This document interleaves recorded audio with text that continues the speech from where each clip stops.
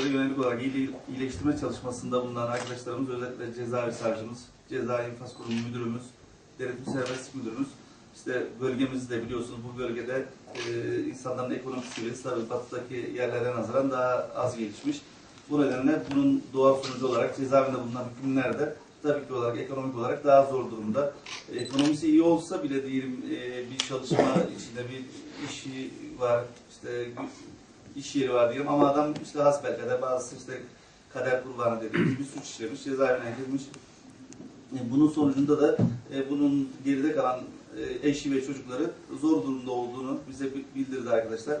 Biz de bunu cezaevine ziyaretine gittiğimizde kendimizi görüyorduk. Dedik ki biz ne yapabiliriz? Cezaevindeki hükümlerin, özellikle hükümlerin Bitlis'te oturan, Bitlis doğumlu olan yaklaşık 150 tane cezaevinde bu durumda bulunan hükümlümüz var. Bunların eşlerine yönelik olarak nasıl bir iyileştirme çalışması yapabiliriz diye arkadaşlarımız kafa yordular, düşündüler. Dediler ki üniversite